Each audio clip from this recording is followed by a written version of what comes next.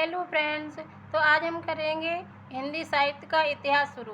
तो साहित्य के इतिहास की परंपरा, काल विभाजन और नामकरण पढ़ेंगे। तो सबसे पहले हिंदी साहित्य संबंधी प्रमुख ग्रंथ हैं और रचनाकार हैं। तो इस्तबादाला लिटरेचर एंड हिंदुस्तानी, ये गासदा तासी ने ये इतिहास ग्रंथ लिखा है। ये फ्रेंच भाषा में है। प्रथम भाग इसका 1839 में प्रकाशित होता है।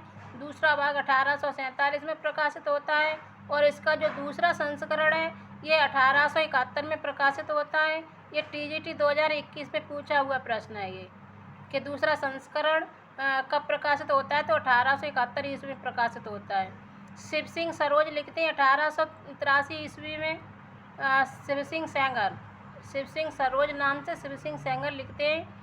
और the modern vernacular literature of Hindustan George Grierson लिखते हैं। 1888 ईस्वी का है और ये एशियाटिक सोसाइटी और बंगाल की पत्रिका के विशेषांक के रूप में प्रकाशित होता है।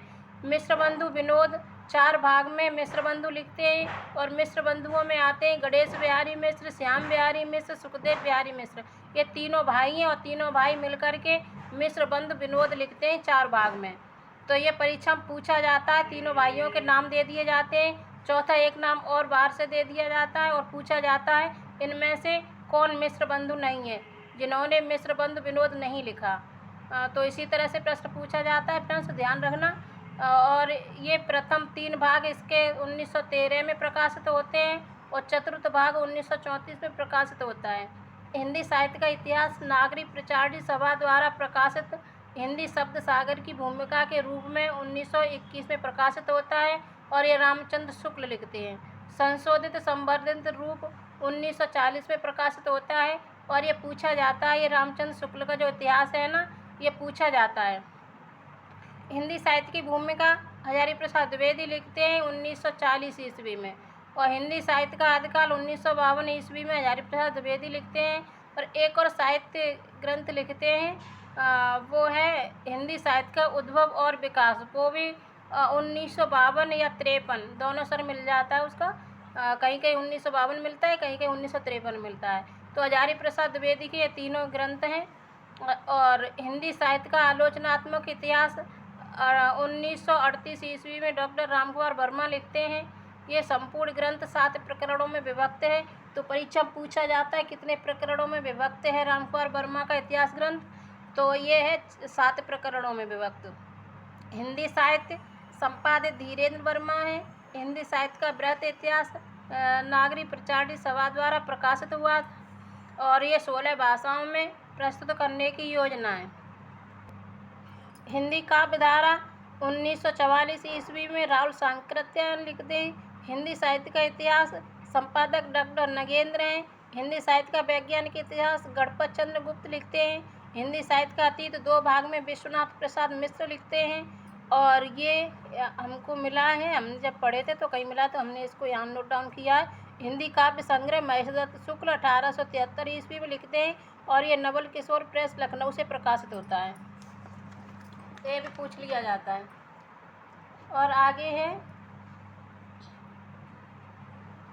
हिंदी साहित्य और संवेदना का विकास रामस्वरूप चतुर्वेदी लिखते हैं। हिंदी साहित्य का दूसरा इतिहास डॉक्टर बच्चन सिंह। आधुनिक साहित्य की प्रवृत्तियाँ नामवर सिंह। साहित्य का इतिहास दर्शन नरेंद्र बिलोचन शर्मा और रीति काव्य की भूमिका डॉक्टर नगेंद्र। हिंदी काव्य शास्त्र का इतिहास डॉक्टर भगीरथ मिश्र।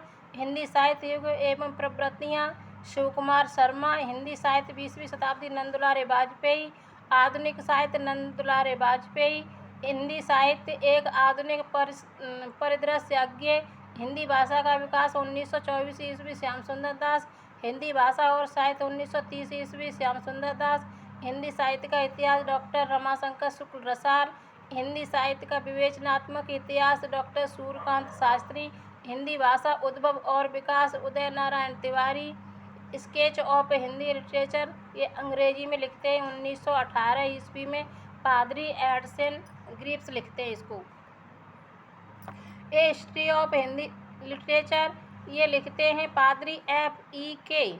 हिंदी भाषा और साहित्य का इतिहास आचार्य चतुरसेन शास्त्री लिखते हैं। आचार्य हजारी प्रसाद द्विवेदी द्वारा रचित इतिहास ग्रंथ हिंदी साहित्य की भूमिका। हिंदी साहित्य उद्भव और विकास। हिंदी साहित्य का आदिकाल। नागरी प्रचारणी सभा द्वारा प्रकाशित ग्रंथ है। हिंदी साहित्य की पीठ का संपादक डॉक्टर राजवल्ली पांडे। हिंदी लोक साहित्य संपादक राहुल सांकृत्यायन। रीतिकाल और रीतिबद्ध काल डॉक्टर नगेंद्र, ये संपादक डॉक्टर नगेंद्र। हिंदी भाषा का विकास संपादक डॉक्टर धीरेन्द्र। भक्ति काल, इसका संपादन परशुराम चतुर्वेदी। उत्कर्ष काल, इसका संपादन डॉक्टर अंचल डॉक्टर कास्के करते हैं। समालोचना निबंध पत्रकारिता संपादक लक्ष्मी नारायण सुधांशु करते हैं। और डॉक्टर लक्ष्मी सागर वासुदेव के ताशी के ग्रंथ में उल्लेखित कवियों एवं लेखकों से संबंधित विवरण का हिंदी में अनुवाद किया, जो सन 1952 में हिंदी साहित्य का इतिहास नाम से प्रकाशित हुआ। डॉक्टर किशोरी लाल गुप्त ने डॉक्टर ग्रियर्सन कृत the modern vernacular literature of Hindustan का अनुवाद किया, जो 1947 ईस्वी में प्रकाशित हुआ। तज़किरा-ई-शुराई हिंदी नामक ग्रंथ के रचनाकार मौलवी करीमुद्दीन हैं, जो सन 1848 ईस्वी में प्रकाशित हुआ। इसमें बहुत कुछ ताशी के ग्रंथ का अनुवाद है। इसमें कुल कवियों की संख्या 1004 है, जिसमें हिंदी के कवियों की संख्या मात्र 62 है। इस ग्रंथ में प्रथम बार कालक्रम का तो ध्यान रखा गया, किंतु काल विभाजन और नामकरण की कोई चेष्टा नहीं की गई। हिंदी साहित्य के इतिहास लेखन का सबसे पहला प्रयास किया था गार्सा द ताशी ने, एक फ्रेंच विद्वान थे। ताशी के इतिहास ग्रंथ की विशेषताएं: हिंदी और उर्दू के अनेक कवियों का वर्णक्रमानुसार विवरण। हिंदी साहित्यास लेखन का प्रथम प्रयास। शिव सिंह सरोज ग्रंथ में कितने कवियों का विवरण है? लगभग 1 सहस्त्र, यानी कि 838 कवि। सच्चे अर्थों में हिंदी साहित्य का पहला इतिहास माना जाता है ग्रियर्सन द्वारा रचित the modern vernacular literature of Hindustan. लेखक और कवियों का कालक्रमानुसार वर्गीकरण करने का सर्वप्रथम प्रयास किसने किया? तो जॉर्ज ग्रियर्सन ने किया। ग्रियर्सन के इतिहास की विशेषताएं देख लेते हैं। तो लेखक एवं कवियों का कालक्रमानुसार वर्गीकरण। हिंदी साहित्य का भाषा की दृष्टि से क्षेत्र निर्धारित करते हुए संस्कृत, प्राकृत एवं अरबी फारसी मिश्रित उर्दू को उससे पृथक करना। अपने ग्रंथ के आधार स्रोतों का उल्लेख करते हुए तटस्थता, प्रामाणिकता एवं ईमानदारी का परिचय देना। ग्रंथ का काल खंडों में विभाजित तथा प्रत्येक अध्याय काल विशेष का सूचक। विभिन्न युगों की काव्य प्रवृत्तियों की व्याख्या एवं उनसे संबंधित सांस्कृतिक परिस्थितियों और प्रेरणा स्रोतों का उद्घाटन।